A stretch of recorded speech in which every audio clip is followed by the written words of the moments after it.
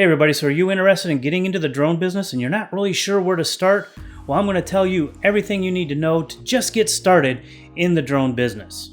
My name is Brad and I do a drone tip video every single week, and if that's something that interests you, go ahead and click that subscribe button so you can see them. Let's just get into this right now. When people start with the drone business, a lot of them, they just get into real estate, which is a good entry-level thing to do, and I highly suggest you do it. And here's a few tips on how to get into that real estate business, and then you can expand beyond that, because real estate is not the best market to be in all the time because there's not a ton of money in it. First of all, what you want to do just to get started, you're going to get something like a Mavic Pro or even an X-Star Premium. Those are nice, reasonably priced drones that you can get into at an entry level, and they will give you very good quality. If you can afford a better drone, get a better drone. That's fine. There are even a couple of drones by Unique that will help you get into it, but I am not very familiar with the Unique brand, but I do know they have some really good drones. And before you make any money or help anybody else make any money, you have to have your FAA license. I have a whole video on how to do that, or you can just click the link of my affiliate link into Remote Pilot 101 and get your FAA license. The reason you need that is because if you make any kind of video, whether you or someone else makes money off of that video, you have to have an FAA license. You also want to get some insurance. Now, beginners, the best way to do it is the Verifly app, because you can do it for 1 hour. You can pay like around $10 to get enough insurance to do a real estate shoot for your standard residential real estate.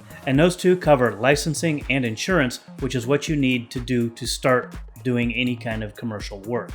Now, how do you get the work and how do you price it? Those are two very important things. Number one way to get work is you got to get out there and you got to find people. You can use an app called Thumbtack. Now, what I like about Thumbtack is that I get a lot of offers coming through there. What I don't like about it is if you don't respond fast enough, you probably won't get the job. You also have to pay to quote somebody. That can work out really well, but you have to remember, you have to pay to quote somebody. And I really don't like that. That's my personal opinion. You can also go on to all of these other sites like DroneBase and all of these others. I'll leave a bunch of links below, and you can get into a lot of these different websites, and you have to register as a drone pilot, and you can do these, and those are also good ways to get clients. You can do some social media, but social media I have seen not get me any business whatsoever. You do want to have a website with your domain name and your business name, and you can have a YouTube channel just to show off some of your stuff. You can also put stuff on Vimeo. You want to basically be able to make sure that you can show your work to other people. But how do you get that initial work? Well, what I did is I put some feelers out on Facebook and said, hey friends, does anybody have a house that I can come video? Whether you're selling it or not, I don't care. I just want to get some shots.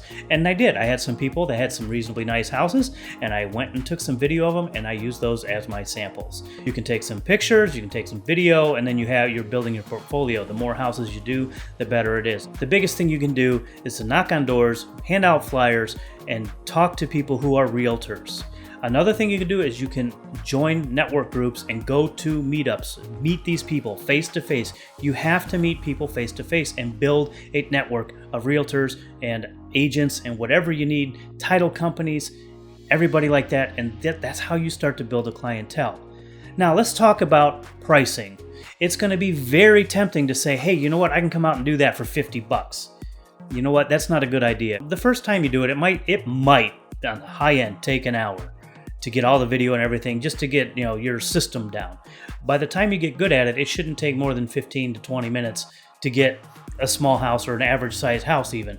A bigger property that's many acres might be a little bit different, but you don't want to do that for $50 because you are short selling yourself and you're kind of creating a problem for the rest of the industry, because $50, you're not going to make enough. And you're like, oh, but Brad, I can make $50 an hour. No, you're not going to make $50 an hour. It's going to take you 10, 15, 20 minutes to drive out there. So that's the 15 minutes right there. Let's just say that. Then it's going to take you 15 minutes to drive home. So there's a half an hour. It's going to take you a half an hour maybe to do it. Okay, you've made $50 in 1 hour. But are you going to be able to get 8 jobs in one day? No, you're not. You want to price yourself accordingly. In a city, you're probably going to be minimum $150 to $200 for a small property. Minimum. to pull out your drone. A lot of people I know, they won't leave their house. If they're going to do a half-a-day job, they're not going to leave their house with their Phantom 4 Pro for less than $500. If it's going to be a day shoot, it's going to be minimum $1,000, maybe $1,500. So you want to make sure that you get what you are worth. Don't get what you think. I mean, don't do stuff just to get the jobs, okay? Because if you start to be the cheap guy, everybody's going to come to you to be the cheap guy, and eventually you're going to be out of business because you won't be able to sustain that. You need to build a pricing structure that you can sustain. Minimum pricing when you get started. Don't go under $100 and then immediately start raising your prices. Just get a couple jobs at $100, immediately start raising your prices.